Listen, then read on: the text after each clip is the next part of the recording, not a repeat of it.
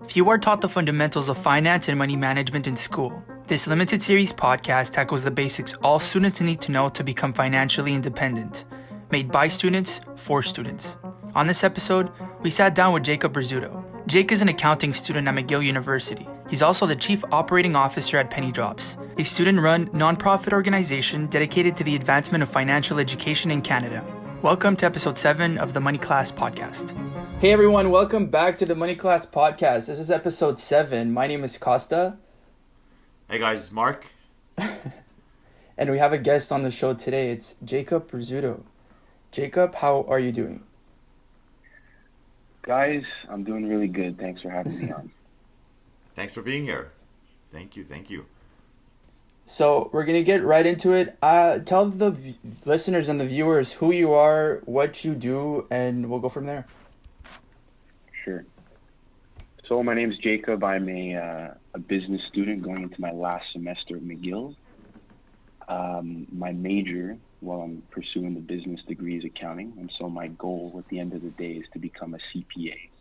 So for those of you who don't know what a CPA is, it's a chartered professional accountant, and essentially what that means is that once I pass the CPA exam and I do a certain amount of hours working in an accounting field, I actually become a registered accountant, and it comes along with a certain level of sort of authority and distinction that allows me to pretty much give advice, and that advice is backed by my designation and backed by the CPA order. So that's my plan professionally, and while I was at McGill, I also decided to join an organization called PennyDrops. I joined PennyDrops, it's pushing 2 years now that I've been part of the organization. I started off as a director of operations at PennyDrops, and I've made my way up to being the COO of the organization, which has been really exciting, really fun, and it's been full of a lot of great learning experiences. So I'm really grateful for taking part in this organization. So the plan is, after your BCom, get into accounting, get your bragging rights as a CPA charter holder, and throughout, you've been part of PennyDrops, which, for those who may not know, Kosta and I are both on PennyDrops on the executive teams of PennyDrops, which is an organization which teaches financial literacy to students from high school all the way to university. And if I'm not mistaken, you had started as a mentor for high school. Is that right? Well, actually what happened was, maybe I could explain how PennyDrops works at a high level so our listeners can kind of get a better idea. But the way PennyDrops works is we recruit university students to then go into high schools and teach students about anything financial literacy related. So we do that on one end, and what we also do, and this is a newer sort of project that we've been engaged in, is we actually teach university students a higher level, more advanced curriculum. So what we do is broken up into 2 parts: teaching high school students, teaching university students. That's pretty much it on a basic level. Now, to actually operate and to actually go through with that teaching, we have a pretty simple organizational structure. We've got, on the highest level, the national team who oversees all of our university chapters across the country. And how many chapters do we have? At this point, we've got 17. Okay, pretty big. Yeah. So pretty much across the country, we've got 17 chapters at different universities. And what their job is to essentially teach high school students in their area using our curriculum, as well as host university workshops on campus. So that's how we operate. We pretty much establish franchises at various universities, and then we pretty much do all of the work out of those chapters, and we aim to teach students through those chapters. So that's PennyDrops on a basic level. So what roles did you have? How did you come about it? Like, basically just tell us about yourself and how you were involved in this whole operation and how you started and where you're at now. Right, okay. So I was lucky enough to know somebody who was part of the PennyDrops national team, which again is that overseeing, group of individuals who manage all of our chapters. So because I knew this person. He let me know that the national team was recruiting. I ended up applying, and I was able to join the national team directly. Once I joined the national team, I was in there as a director of operations, and my job was really to oversee some of those university chapters or franchises of PennyDrops across the country.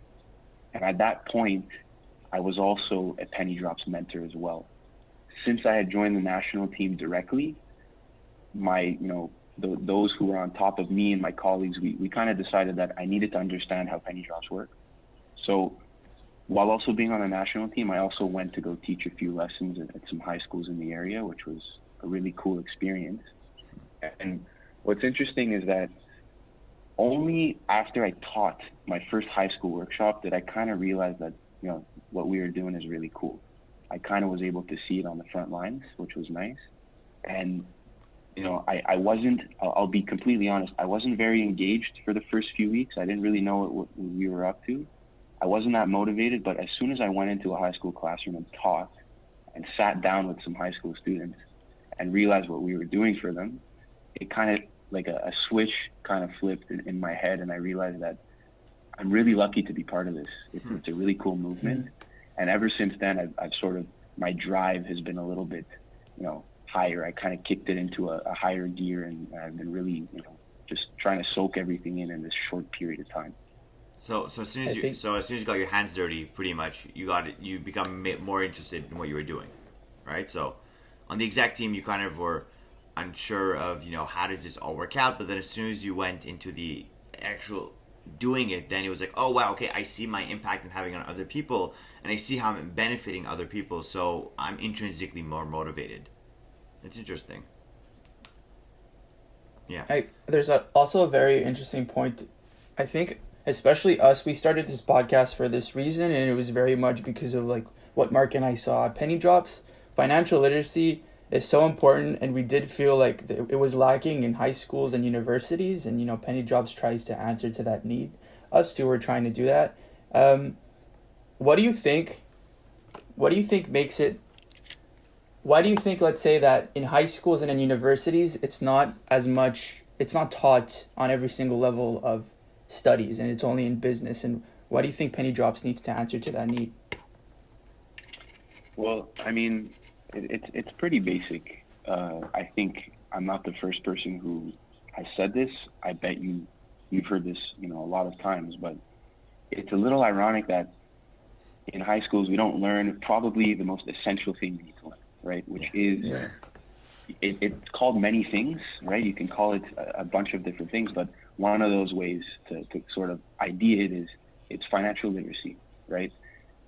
Whether or not you have you pursue a career in business, in engineering, you pursue a trade, it really doesn't matter what you do. Everyone needs to understand and have a sort of basic level of financial literacy in order to live a better life. It's that simple. So, what's really interesting to see is that the school boards and the governments are coming around. So, for example, even though they're very overdue, as of September this year, the Quebec government pretty much mandated that every grade 11 classroom in the entire province is going to receive a financial literacy course, which is huge, right? That's a big, that's a big step in the right direction, and obviously, all of us at PennyDrops are proud of that, and we're happy to see it. So, even though the governments and the school boards have been lagging when it comes to this, I think they've sort of realized that it's essential, and they're starting to implement this into their curriculum, which is great. So, one of the questions becomes, look, PennyDrops, what we do is we were there to fill that gap, right? Where in high schools, students were not being taught this really relevant information. Now that governments are bringing this into their school board's curriculum, where do we fit? And so that's sort of something that all of us need to consider, and it's something we've been thinking about for about a year now. And what we've concluded is that whether or not governments have their own financial literacy curriculums or curricula, we still have a place, and we're still able to add value to these students' lives, because what we do is we kind of provide a voice that teachers cannot provide to these students.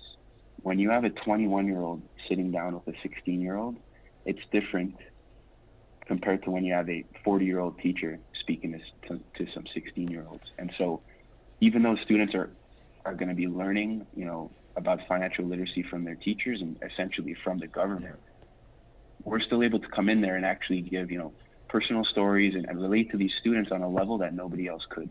So the conclusion is that we'll still be around in the future. Okay. So you guys pretty much pivoted from just giving information or just giving, this is how our credit card works, this is how our checking account works, this is the world of investing, as opposed to just, being an information, just transmitting information.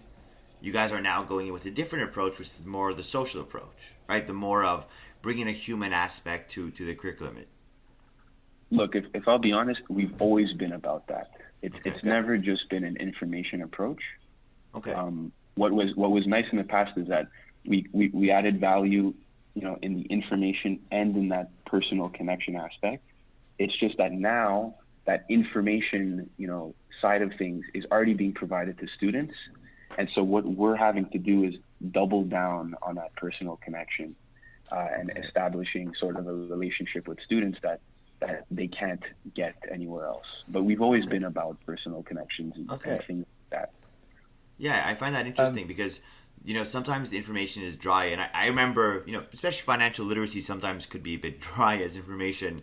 But I remember, in high school, I would always ask the teacher. I was the annoying student, among other things, but I was the one who would always ask, why are we learning this, right? And what is the utility or what is the use of learning the quadratic equation or the rule of three or the history of our province, of our country, and why do we learn it, right? And I think what PennyDrops is trying to fill the gap is, okay, so the school or the government is teaching something to students, and then you guys come in and fill the gap of the why, while also giving like the personal aspect and the more rapport that you're building with the students. So I see that interesting how you're able to see, okay, so we don't just have the monopoly of teaching students financial literacy, but we also now can complement what the government is doing and work hand in hand, as opposed to butting heads and saying, well, okay, that's the way we've been always doing it, this is how we're going to do it for forever. Right? And I think that's something that's very important, in life, in projects, in school, in anything you do, is that once you notice that your competitors, or at least, this could be seen as a business, let's say, with competitors, and if the government is seen as a competition, we know we won't be able to win. Right? So you say, okay, this is what they're doing, this is the value that they're bringing, how can I complement and how can I work with them in order to, bring more value? So the government is not able to bring 21-year-olds to every single high school in its province. That's non-realistic. That's unrealistic. But PennyDrops can come in there and say, look, let's work. Well, I don't know how close of a connection you guys have with the Minister of Education, but you're working with the schools and you're able to provide a service. I think that's quite. Yeah. I think that's beautiful, and I think that plays an important spot in our society, because these students are the future of the people who we are. So they can't be left alone. I think that raises a good that brings us to the fact that, especially this year, like obviously the main goal of PennyDrops and where it's been at is very much about doing that one-on-one mentoring, or like having like groups, let's say 5 students per like one mentor. But with the pandemic, that has shifted, and obviously all of PennyDrops had to change. And I know you, Jake, you were, I think, the one who proposed or at least introduced this new program at PennyDrops called PennyDrops Anywhere. You care to talk about that and how that changed everything at PennyDrops? So before I get into our new sort of model that has been implemented because of what's going on with COVID, what I'll say is that usually what PennyDrops did in the past is we sent over some university trained mentors to a high school to actually sit down with high school students face to face and connect with them and work through our lessons in person. So when it comes to that model, building personal connection and telling stories to the high school students in order to, like you said, Marc, explain the why was really easy, because we were sitting in front of them and it was a small group, and it was just sort of, like I said, very easy to sort of establish a connection with the students. Now, because of COVID, a lot of high school students were actually forced to do school at home. And even if they weren't forced to do school at home, and they actually were able to go back into their classrooms and learn, in that setting, the rules for allowing visitors into high schools were completely sort of demolished, and there were essentially no rules, or the only rule was really that there was no more visitors. No one coming in. That's it. The rule essentially became that you can't come in anymore because of COVID. Makes sense. You can't take the risk, for sure. Yeah. It was completely understandable. What was nice though is that we were sort of able to anticipate this. It was kind of a common sense, thing that was very likely to happen. And so, even though high school students were going back to school in September, as of maybe June or July before that, we were able to anticipate that was going to happen and prepare for the worst. So, again, our value add is really to establish personal connections with students and give them sort of stories and anecdotes that they can relate to. That's the point. That's what we do. So it was a bit of a concern for us that we weren't able to actually meet with these students in person anymore, and we didn't know how long it was going to last. We weren't sure it was going to last maybe a few months. It could be 12 months. It could even be 2 years. Even today, after it's been since September, we're pushing a good 5-6 months now. This could linger for another 6 months. We don't know. And even when we go back to a normal, we don't know what the rules are going to be for allowing visitors in high school. So this could easily turn into a new reality for us at PennyDrops, and we're preparing for that.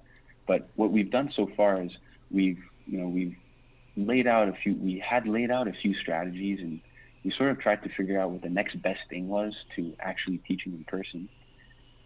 We also had to take into consideration, some constraints like logistics and making sure that it could spread quickly.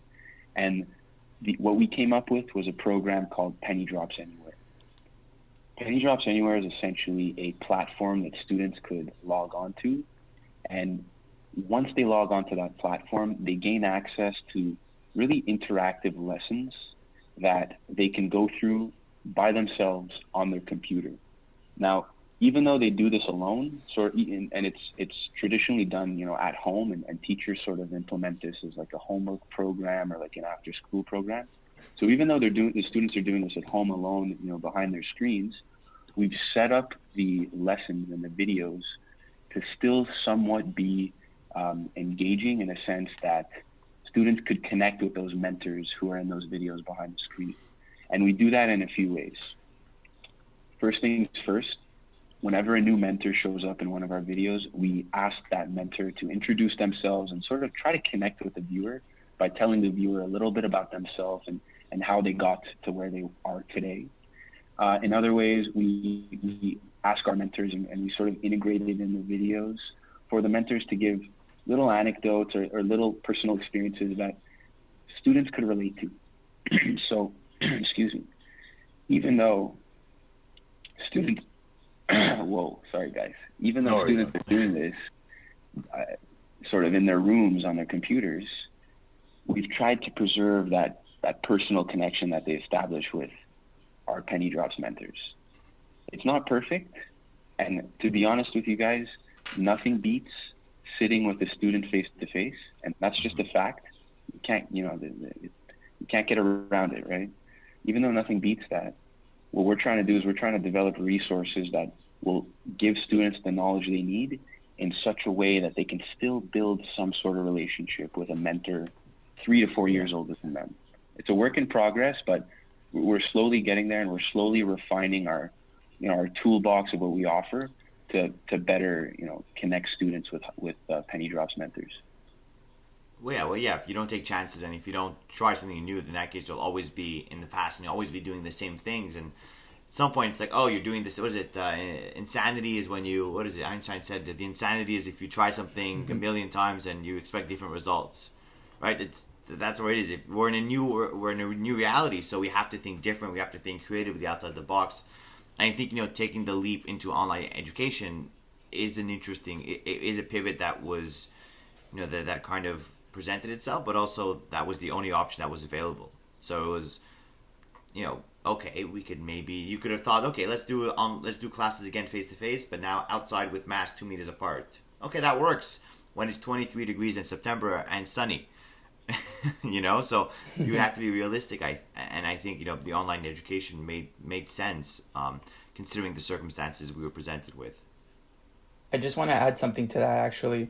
I've been reading a lot about how CEOs operate and what they do to basically change services or products like in their companies to make them better. And obviously, like in the economy, or just like for CEOs, competition is very much present. And if you don't innovate, you're basically going to lose the competition and someone's going to take over.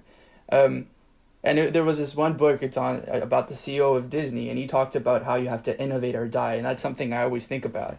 And the idea is if you just keep on doing the same thing, that's not sustaining the business, or like, even though this is a nonprofit organization, it's not going to sustain PennyDrops. And you have to find new ways to innovate so you can progress. That goes, with the saying, innovate or you die, which is a little intense, but I think it gets the message across. So that brings me to the question about how you, since you are the CEO of PennyDrops, how you operate the entire organization, what you do to make it what it's become since the pandemic. Because I think the big thing, especially because we are, a part of PennyDrops and we've been seeing you work with us, you're really good at operating and at managing these teams. And I know you're, I think, a part of 5 chapters that you're overseeing. How do you go about it all? Why do you think you're, at least from our perspective, you're doing such a great job? What do you do that's so that just makes sauce? Your efforts pretty much? Yeah, I'm just trying to find the right question here. What's the secret sauce? He's taking his notes one by one. He's going to go, take out your pen and paper, guys. So what makes a good manager? I guess is that what you're trying to say? Pretty much what makes a good manager, but I guess we'll go with that. I was trying to find the right words there. Well, let me get my notebook out. Perfect. Open up your We're ready. Strategic management book or something, if you want the definition of a good manager.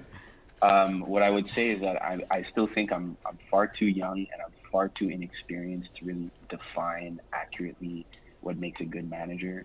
But what I could say is that from my own personal experience in the past 2 years, especially when it comes to the nature of PennyDrops, right? It's important to keep in mind we are a registered nonprofit, but we are one that is sort of run by students. And we're all students. We can be honest with ourselves. We've got a lot of things going on in life. We've got courses. We've got part-time jobs. And a lot of us are in like 3 to 4 different clubs. And so it's a balancing act on an individual level. And what it comes down to on the student level is priorities. So when it comes to myself and sort of, things that I think I do well at, or sort of maybe even I can frame it like the challenges I've had to deal with. The biggest one for me when it comes to managing our teams across the country and even locally, it comes down to priorities. And what I've noticed is that the most important thing to make sure is there so that PennyDrops works is motivating all of our members, all of our executives, all of our mentors, so that PennyDrops is somewhere higher up on their list of priorities. That's the trick, because we've got so many things going on in life. If people put PennyDrops and their commitment to PennyDrops at the bottom of their list, it's not going to work, right? So it's PennyDrops is 5 years old. We're still a startup, and we need to maintain that startup culture. And I think that one big element of that startup culture is that we need to be grinding. We can't be comfortable where we are. We need to be hustling. We need to be pushing, and we need to be sort of doing as much as we can to expand. So the last thing I'll say here is that one thing that good managers definitely need to do, I don't know the definition of a good manager, but one thing that they need to do is they need to motivate their teams so that whatever they need from their team is high up on that list of priorities. And something that's really interesting with PennyDrops, and I think I'm fortunate to have gone through this experience, is in a normal company, you've got salaries to motivate your employees, right? And if they don't hit their KPIs or their performance targets, they don't get their bonus, or maybe they get fired. What's different about PennyDrops is that we don't pay our student mentors. We don't pay anybody in the organization. So we've had to sort of come up with different ways to motivate our executives and our mentors that are outside of this financial compensation world. It's been a challenge. It's definitely feasible, but it's been a cool experience for myself, and it's something that I think if you're able to expose yourself to this, it's gonna help. I do think it's gonna help me later on in life when it comes to motivating and managing people. Kosta, do you want to say something? I think I have something to add, but go ahead, Kosta. Oh no, go ahead. Say what you wanted to say. No, but I think it. So if I'm understanding correctly, it's you want to find, I guess, people who are intrinsically motivated, but more so you want to, you want people to be motivated by something other than obviously financial compensation, right? And at PennyDrops, there's a holistic approach, and there's this idea that we want to make the world a better place, but we want to make people more financially literate. So I think at the beginning we're working on we have a very this big picture idea that we're doing good for the world. So I think at the beginning, the management is a bit easier because if you find people who are aligned with the same ideas as yours, you guys would do well, right? And at least the management will be easier because you share a big picture, you share a commonality. Whereas if you have people, I guess, that aren't as interested, or aren't going to be working as hard because they don't maybe care as much, or maybe it's not as high in their priority, I think in that case you're working backwards, right? And maybe the people whom you're working with aren't necessarily the right fit, but that's fine because we're all motivated, I guess, by different factors. Kosta, what were you going to say? I'll add something right after. Well, essentially what you just said, Marc, I wanted to say a bit of that, but also the fact that what you said, the big thing I think with you, Jake, is also you really care, and what you said before about the fact that you kind of realize how important this whole thing was once you started going to the high schools and seeing, talking to the students firsthand, right?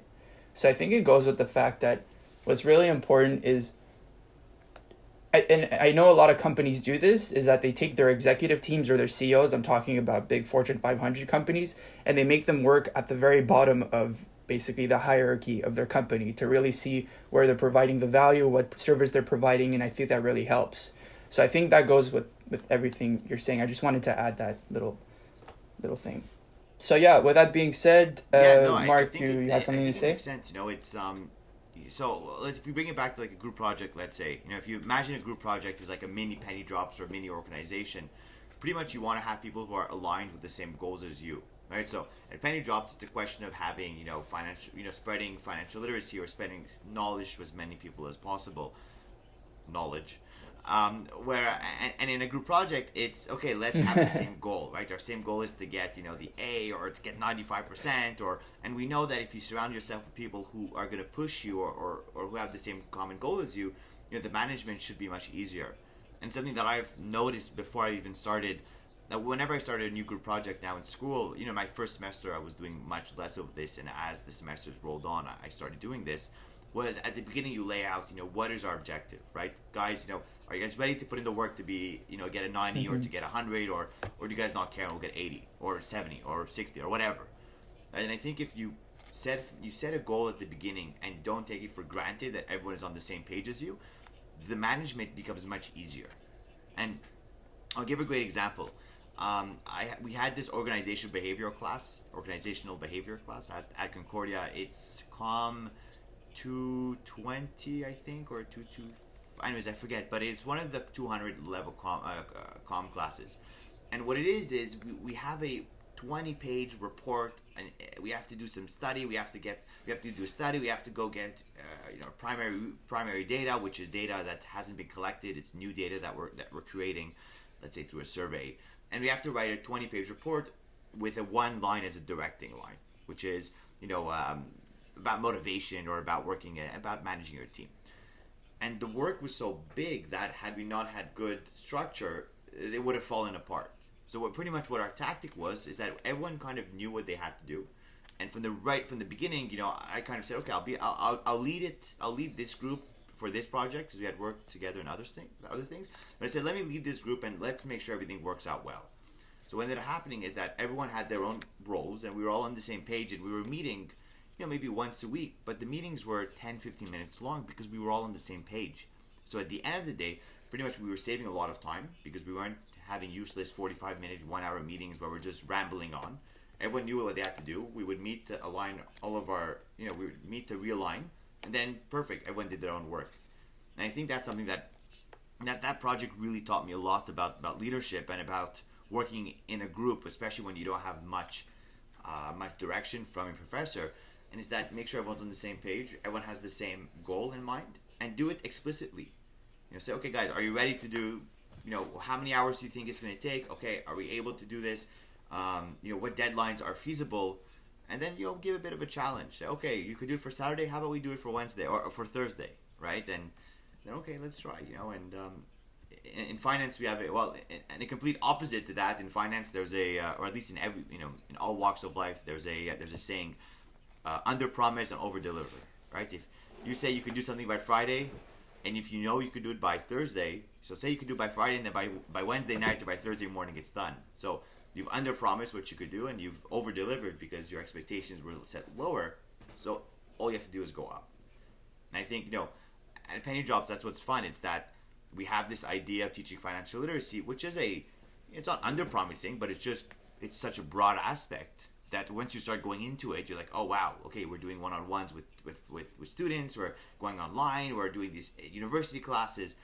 I think it goes to the same line. So it's fun, it's very interesting, and it could be applicable. And I challenge any student listening to set out the goals explicitly at the beginning of a project and see where that takes you, because that works much better than you would think. You bring up something interesting there about efficiency and goal setting. I think what's really important, and a lot of the times we don't realize this, it's also the why behind why you're setting a goal and how you're trying to be efficient. I think if you don't understand why you're doing something, it's easy to just kind of put it in the back burner, and that really goes ahead with motivation to just actually, complete the goal more than anything. So that's also a point I wanted to add. Jake, what do you think about all this? I was waiting for you to ask me, but what I want to say is that, you brought up, Kosta, you brought up the why, and I think that's really important. And Marc, you brought up, things that were similar to that. And from my own personal experience, I want to say this because I think it's important, and we could sort of unpack it together maybe. But what I've noticed, and the way I sort of look at PennyDrops, and the way I kind of look at many projects that I work on, is like PennyDrops, for example, is not the end for me. To be honest, it's a means to an end, and I don't want that to be taken the wrong way. I'm not using PennyDrops per se, but what I'm doing is I'm sort of trying to learn as much as I could from the PennyDrops experience, so that it just helps me later on in life be a better person. And so, Marc, you spoke a lot about group projects, in university classes. We have group projects in high school. We have group projects in CEGEP. We have group projects our whole life. I think it's never going to change, right? Even in our careers, we're put in teams. I think it's very easy to sort of assume in a group project setting that someone else is going to take the lead. But I want to encourage people, and I guess what I want to say is that from my own personal experience, I've realized that nobody wants to take the lead in a group project. It doesn't come naturally, right? I think once people realize that, and they realize that it's never going to happen that they're just going to wake up one day and want to be the leader in a group project, writing a 20-page essay about some organizational behavior stuff, right? 99% of people don't find that the most interesting, and they don't see the point, right? I think it's really easy for students, especially when you're taking a lot of core courses that you need to take and that you don't have the say in taking. It's really easy for students to say, listen, I'm not motivated because I don't find this interesting, and it's not what I want to do later on in my life, right? That happens a lot. It's psychological and it's natural. But what I would encourage people to do is look past that and look at these group projects and look at these club, engagements that you're part of as a means to a greater end. It's not the grade that you get on the group paper is not the end, right? It's a means. And through these group projects and through these experiences, especially if you take a leadership role, you could learn things that you would, that the other group members are never going to learn. So no matter what you want to do in life, it does not matter at all. You have so much to benefit from getting involved in clubs and from taking the lead in any project that you're part of that extends past the project, right? For me, the grade is not the end. It's what you learn in the process for a group paper, a group project. For PennyDrops, right? As much as I care about how many students we teach, and honestly, I really do. I care a lot about teaching more students, but I try to look at it. I try to extend my sort of scope past that and say, look, how much could I learn in these 2 years that I'm part of PennyDrops?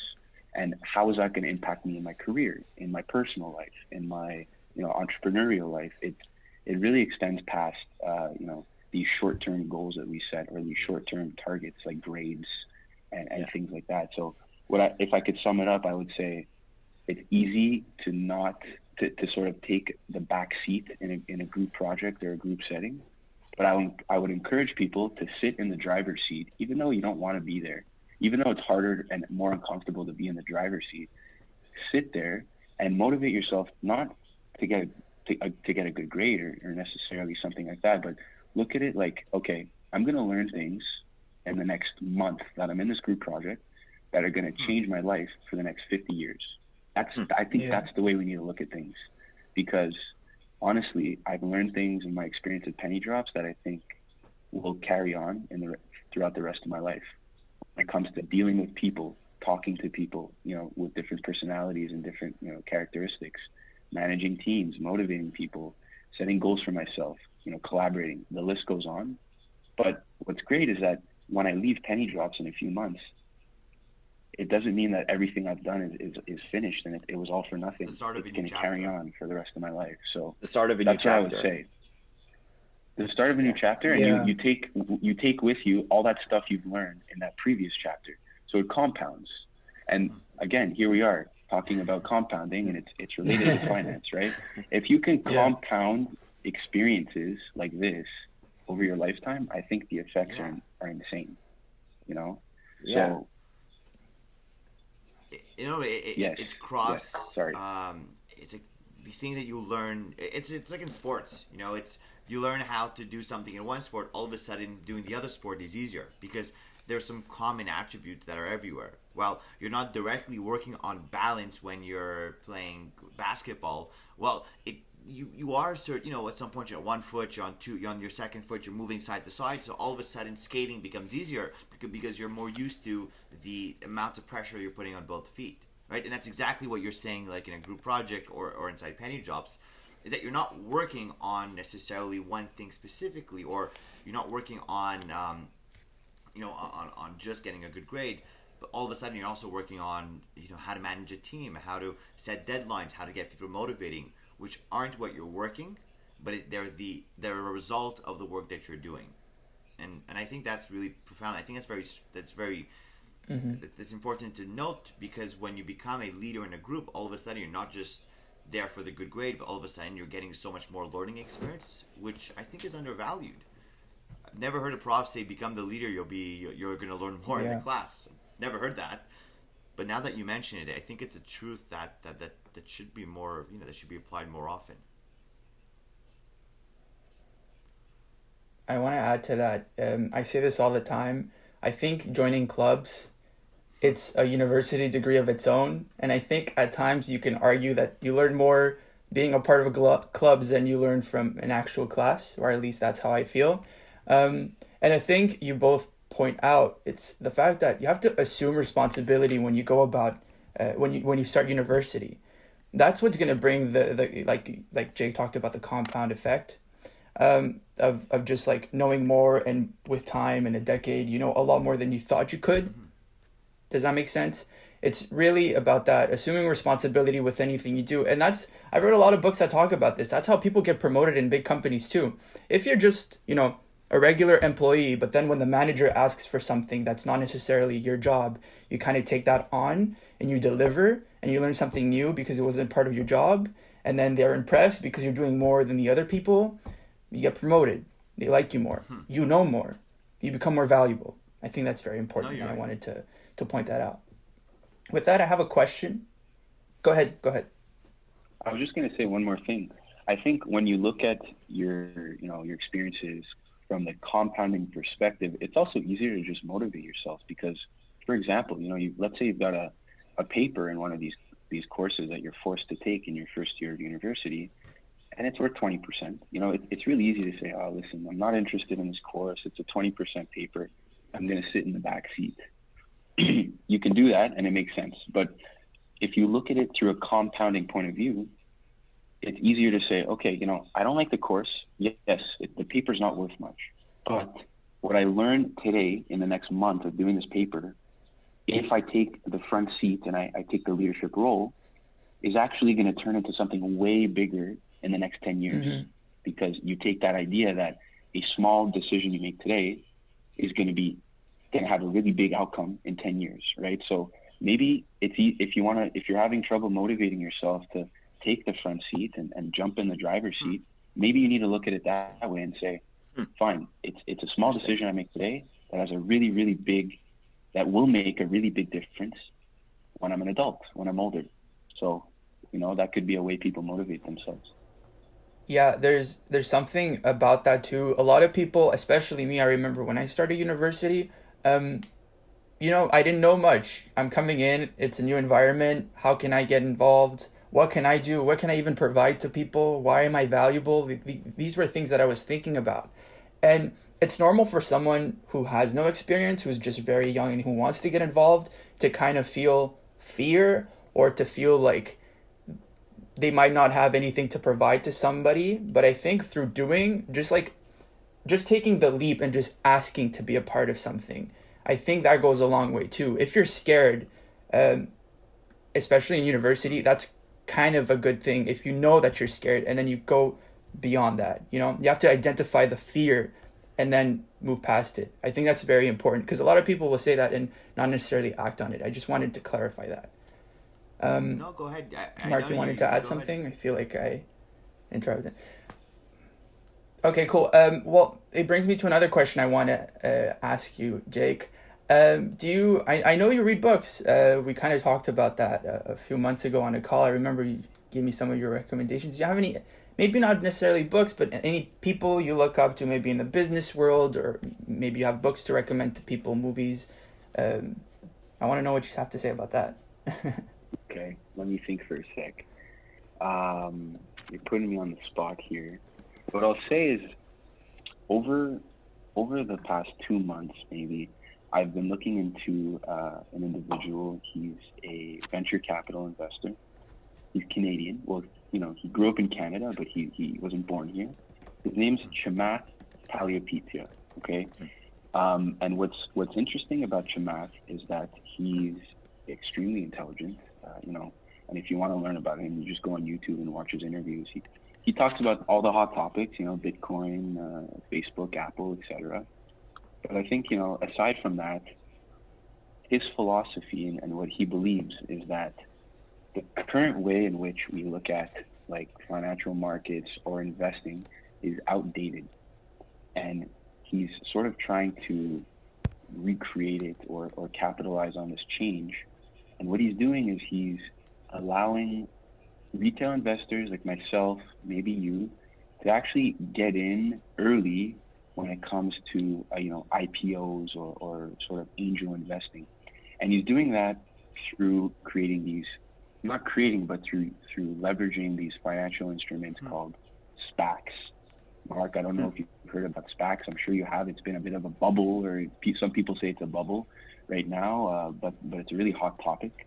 I don't know if you want to get into SPACs. It's a bit complicated, but this guy Chamath, essentially what he wants to do is he wants to allow everyday investors like myself to actually be part of, get a seat at the table with these big investment firms and these big guys who are traditionally have been making all the money. So what he's essentially trying to do is he's trying to level the playing field and give me, for example, the potential to get in and invest in a company early on, as early on as these venture capital investors are investing. So I've been really following him. I've been looking at what he's doing, and I've been trying to better understand his philosophy. And I'd really encourage, people to look him up and see what he's doing. He doesn't have a book. He might be coming out with one soon, but he's really insightful, and he's really good at predicting what the trends are going forward. Two trends that he identified and I've been sort of looking into, and I think maybe the viewers might be interested in this. Chamath sees the biotech industry as the next, as sort of the next Silicon Valley. So Apple, Google, Facebook, they're all well established. They're all the main leaders and the main players in the game right now. He thinks the next big industry that's going to explode, just like the personal computer industry or the mobile phone industry, is biotech. He gets into it. There's a lot of reasons why, but I would encourage people to look into the biotech industry.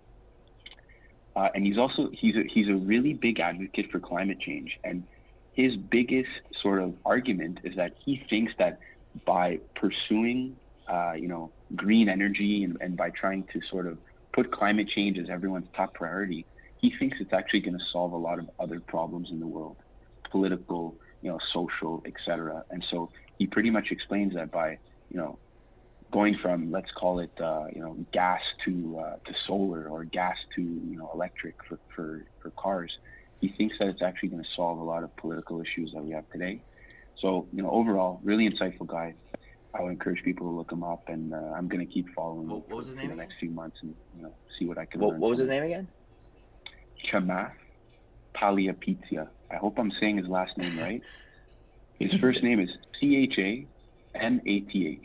Chamath. Chamath. Okay, Chamath. Okay. Yeah. Palihapitiya. Oh, a mouthful. I think those are the trends of the future. It makes sense, biotech, green energy. I think it's nothing that should be surprising to anyone, but I think it's something that we have to be conscious of, because there's so many conflicts rooted in both of these in these industries.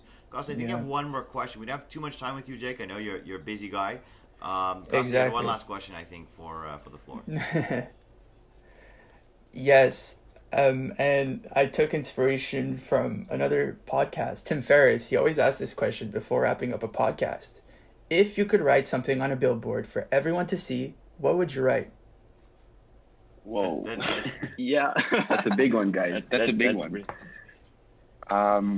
You know what? I was having a conversation with my brother 2 days ago, and we were talking about, the past year, especially, from the point of view of a student, right, who had to do school online, and who maybe, lost their part-time job because they used to work at a restaurant, or, So, overall, I think the theme for us for the past year is that our lives have gotten a little bit more boring, but at the same time, we also had a lot of free time that has been opened up to us that we might have not had before, right?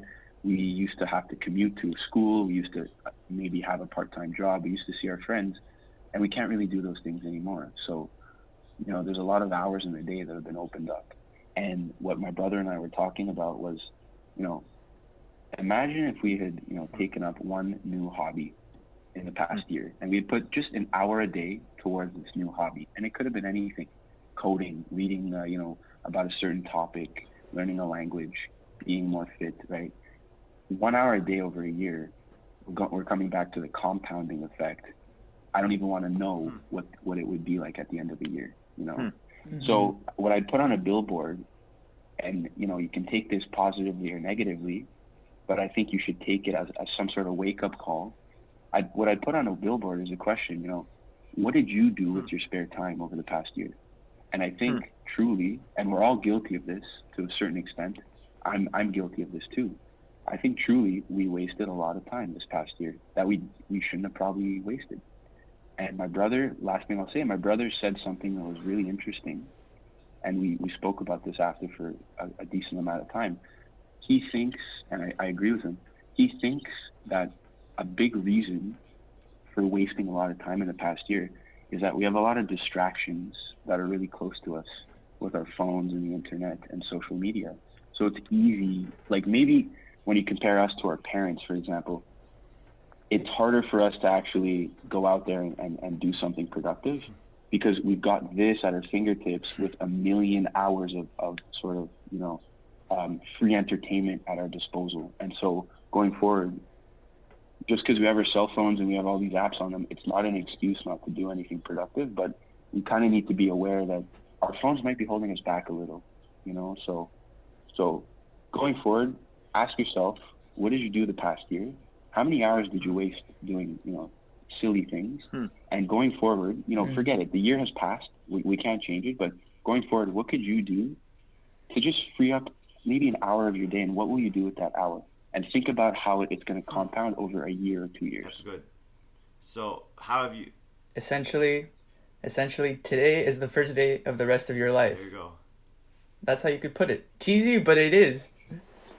It could be. Or you could sit at home and continue doing what we usually do, which 90% of people do, and we're all guilty of. Nobody's, we're not saying we're better than others, but, you know, it could be the first day of your new life if you decide to make some changes.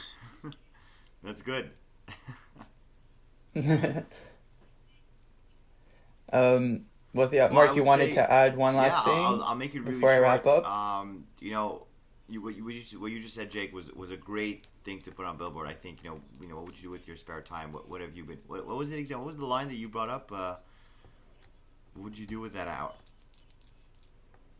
Oh, me? You know, what have you done over the past year with your spare What have you time? done?